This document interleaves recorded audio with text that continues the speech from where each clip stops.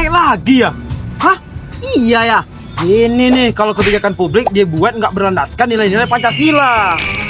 Assalamualaikum warahmatullahi wabarakatuh. Nah teman-teman, ternyata nilai-nilai dalam Pancasila bisa dijadikan sebagai fondasi utama dalam pembuatan kebijakan-kebijakan publik.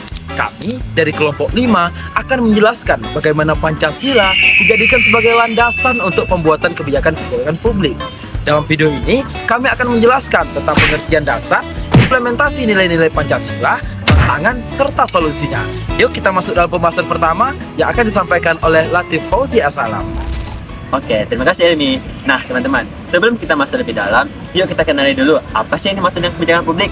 Kebijakan publik itu simpelnya adalah suatu keputusan atau kebijakan yang dibuat oleh pemerintah untuk mengatasi masalah yang ada di masyarakat.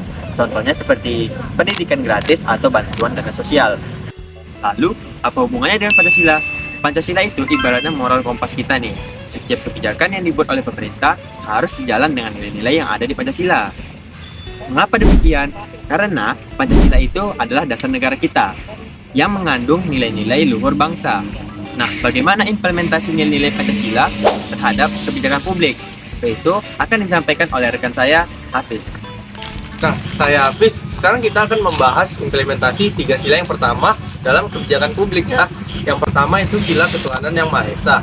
Nah, contoh implementasinya ialah memberi kebijakan kebebasan beragama. Nah, contohnya itu seperti pembangunan infrastruktur untuk tempat beribadah dan cuti hari raya beragama.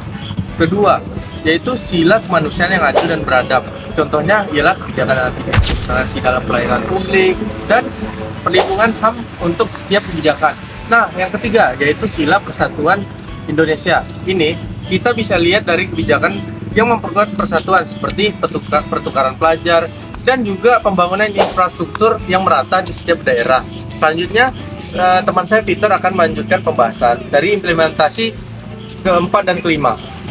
Thanks Hafiz. Lanjut ke implementasi 2 sila terakhir ya teman-teman. Dari sila keempat, kerakyatan yang dipimpin oleh hikmat kebijaksanaan dalam permusyawaratan dan perwakilan.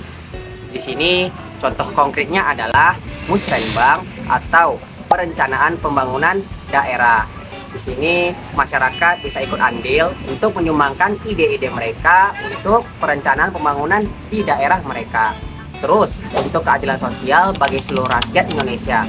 Contohnya program sosial seperti KJP, Kartu Jakarta Pintar, atau BPJS Kesehatan yang dimana itu sangat membantu masyarakat kita yang kurang mampu. Nah, untuk tantangan dan solusinya itu akan dijelaskan oleh teman saya Andredi Setiawan. Makasih Peter. Nah teman-teman, dalam penerapannya di lapangan tentu ada beberapa tantangan nih. Pertama, masih ada kebijakan yang kadang lebih menguntungkan beberapa kelompok. Nah, yang kedua, proses pembuatan kebijakan yang kadang kurang melibatkan masyarakat. Yang ketiga, implementasi yang kadang tidak merata. Solusinya bagaimana? Pertama, pemerintah perlu meningkatkan transparansi dalam pembuatan kebijakan. Yang kedua, melibatkan lebih banyak partisipasi masyarakat. Yang ketiga, evaluasi berkala terhadap kebijakan yang sudah ada. Kembali ke rekan saya Ilmi untuk menyampaikan kesimpulannya. Nah kan, ternyata Pancasila itu nggak cuma sekedar simbol, tapi benar-benar harus menjadi panduan dalam setiap kebijakan yang dibuat. Mulai dari menjamin kebebasan beragama, melindungi hak asasi manusia, memperkuat persatuan, mengutamakan musyawarah, sampai melaksanakan atau menciptakan keadilan sosial. Semua itu harus tercermin dalam setiap kebijakan yang dibuat.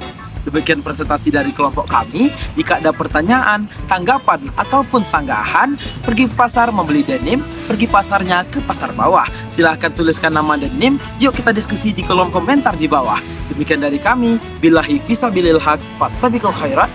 Wassalamualaikum warahmatullahi wabarakatuh.